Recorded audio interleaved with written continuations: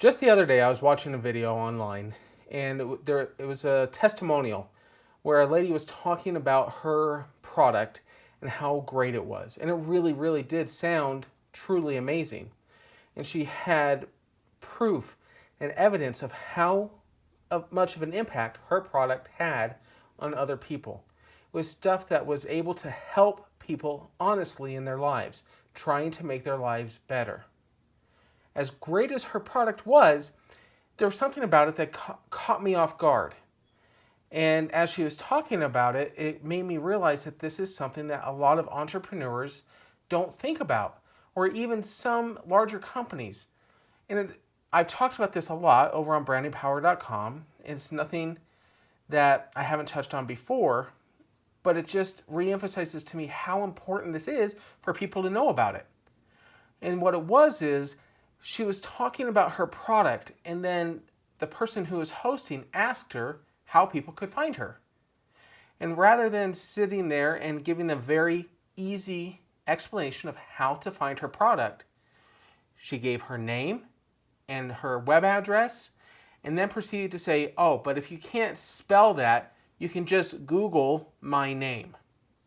The problem with that is she doesn't have a site or even a way for people to remember and easily find her. It's great to have products named after ourselves, named after our names. There's a sense of ownership that comes with that. And if you're somebody who is able to build up a huge following, having your product named after you builds immense credibility and trust with your product. Where this lady failed, though, is that she even acknowledged that she had a name that people misspell. And as a result, they can't find her.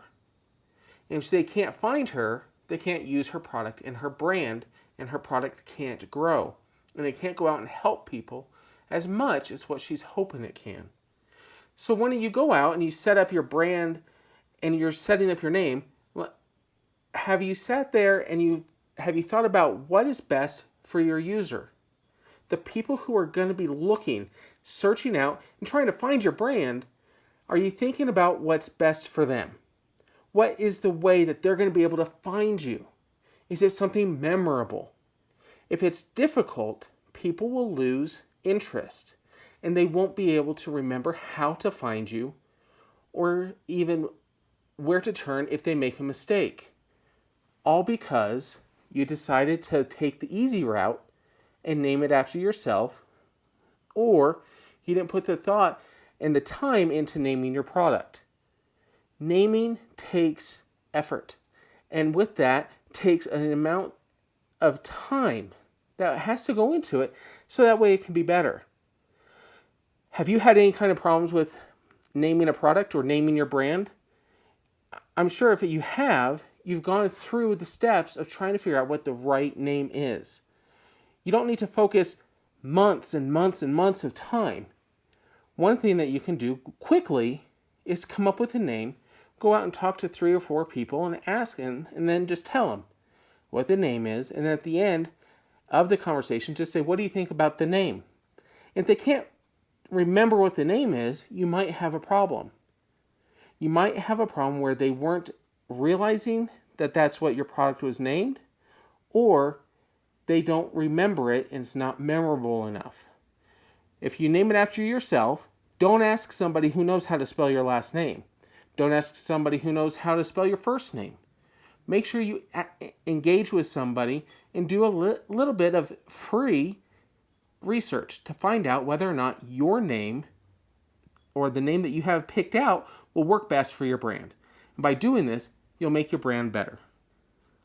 In this week, I hope that you're able to focus on trying to make your brand name a little bit better. Let me know in the comments below on how you're going about finding the perfect name. And we'll see you next week.